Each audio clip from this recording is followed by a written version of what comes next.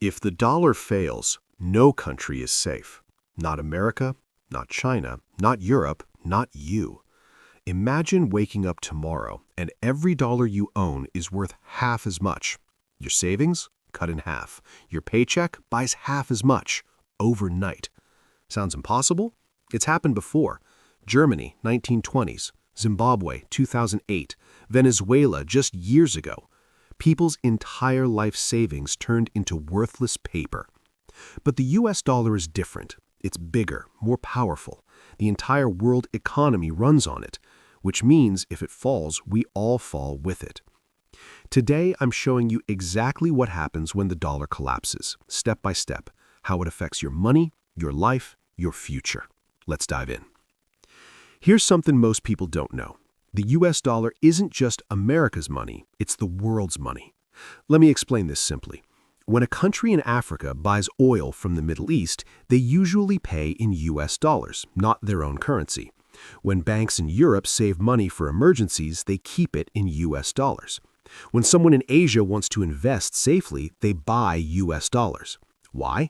Because for almost 80 years, the dollar has been the most trusted, most stable, most powerful currency on Earth. Think of the dollar like English. Even if you're from France or Japan, if you want to do international business, you probably speak English. The dollar is the same thing, but for money. It's the language everyone speaks. Here are some crazy numbers. About 60% of all the money that countries save is in US dollars. Almost 90% of all money traded between countries involves the dollar. Even countries that don't like America still use dollars. This didn't happen by luck. After World War II, America became the strongest country and the dollar became the strongest money. And once everyone started using it, it became almost impossible to stop. It's like Facebook or Instagram. Once everyone's on it, it's hard to switch to something else. But here's the problem. The more powerful something becomes, the harder it can fall. So let's paint the picture. What actually happens on the first day the dollar collapses? You grab your phone in the morning. Social media is exploding. News alerts are flooding in. Dollar crashes 40% overnight. Stock market halted. Banks closed temporarily. Your hands start shaking. You open your banking app. The numbers are still there, but what do they even mean anymore? Here's what's happening in the financial world. Complete panic. Stock markets around the planet aren't just falling, they're in free fall. Remember, most stocks are valued in dollars. If the dollar is suddenly worth way less, what's a stock actually worth? Nobody knows, so everyone tries to sell at the same time. Your retirement account, your 401k, your investments, they're melting like ice cream in the sun. A retirement fund that showed $500,000 yesterday might show $200,000 today, and that's just the beginning. Banks are in serious trouble. Think about it. Banks keep lots of money in dollars and dollar investments. If those suddenly lose half their value, the bank doesn't have enough money to give everyone their deposits back. So what do banks do? They close.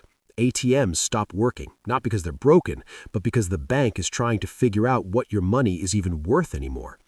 You walk up to an ATM, put in your card, and see service temporarily unavailable. You try another bank, same message, another one, same thing. Cash is disappearing, and the cash you do have, stores might not even want to take it because they don't know what it'll be worth an hour from now. Now let's talk about what happens to normal everyday life, because this is where it gets really scary. Remember, almost all trade between countries happens in dollars, so when the dollar breaks, trade breaks. A factory in Germany needs parts from China. How do they pay? The dollar is crashing, so they can't use that. The Chinese yuan, the euro, nobody can agree, so the trade just doesn't happen. This seems small until you realize almost everything you own came from multiple countries working together. Your phone? It has parts from Korea, China, Taiwan, Japan, and a dozen other places. If these countries can't trade with each other, new phones stop being made.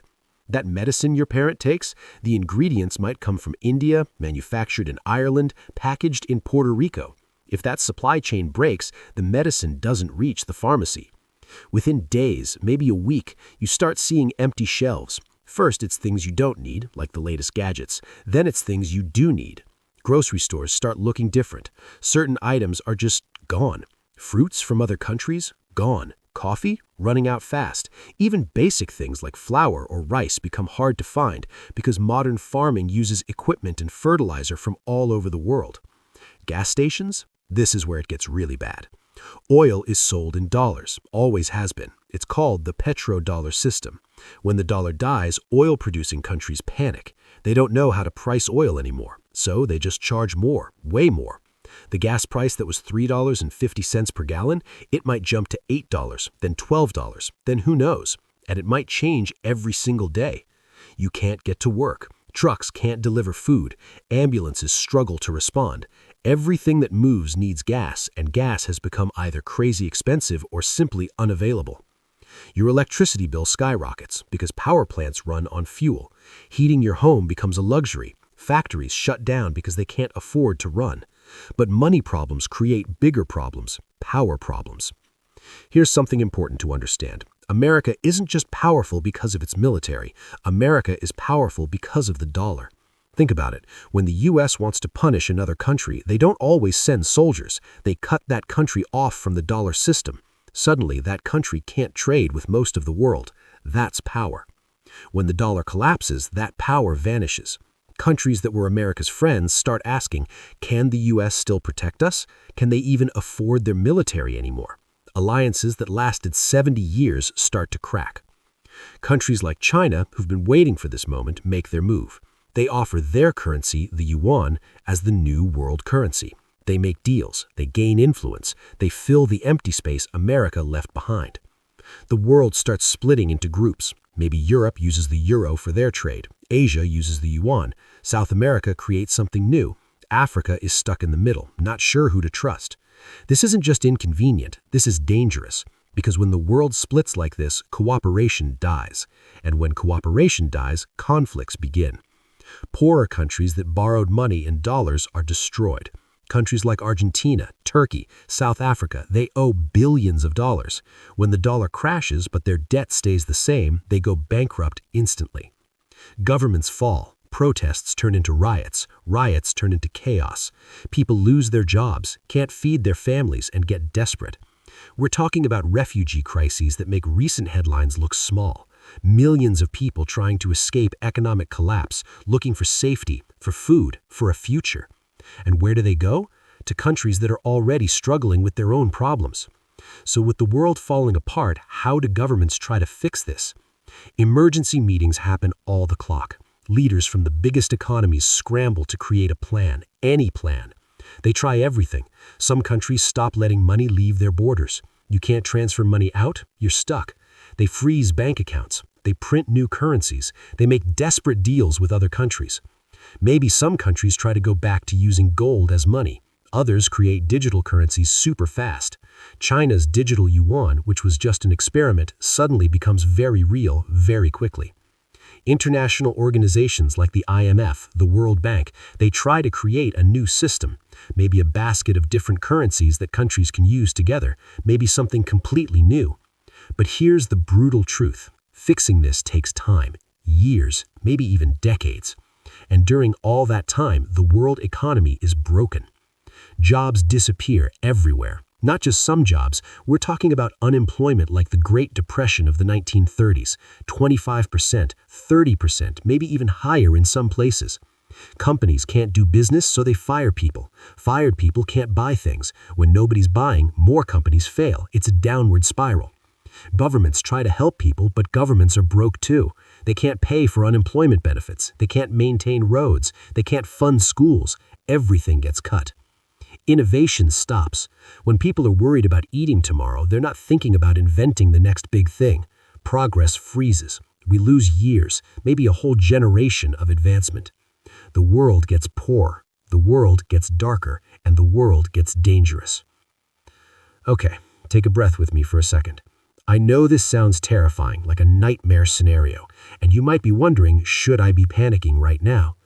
Here's my honest answer. No, you shouldn't panic, but yes, you should pay attention. The truth is, a complete overnight collapse of the dollar is still unlikely right now. The U.S. economy is still huge. The dollar's position is still strong because changing the entire world's money system is incredibly hard. It's like asking everyone on Earth to suddenly start driving on the opposite side of the road. Even if it might be better, the change itself is so difficult that people stick with what they know. But here's what's also true. Unlikely doesn't mean impossible. We are seeing warning signs. China and Russia are already trading with each other in their own currencies, skipping the dollar. More countries are doing the same. The US has enormous debt, trillions and trillions of dollars, and that makes other countries nervous. When countries get nervous, they look for alternatives, and the more alternatives they find, the weaker the dollar gets. Not overnight, but slowly, like a crack in a dam that gets bigger over time. So what should you do? First, understand that this is real. The dollar won't be king forever. Nothing in history lasts forever. Second, don't put all your eggs in one basket. Don't keep everything you own just in dollars. Learn about other ways to protect your wealth. Third, stay informed. Watch what's happening in the world economy. When you understand the game, you can't be blindsided. The world economy is more connected than ever before. But that connection makes it fragile, like a spider web. Touch one part and the whole thing shakes. The dollar is at the center of that web. If it breaks, everything connected to it breaks too. We can't predict the future, but we can prepare for it. We can understand the risks, and we can make smarter choices today to protect ourselves tomorrow. The question isn't just what happens if the dollar collapses. The real question is, what are you going to do about it? If this opened your eyes to something you never thought about before, hit that subscribe button. Drop a comment below. Do you think the dollar will still rule the world in 20 years, or are we watching the beginning of the end? See you in the next video.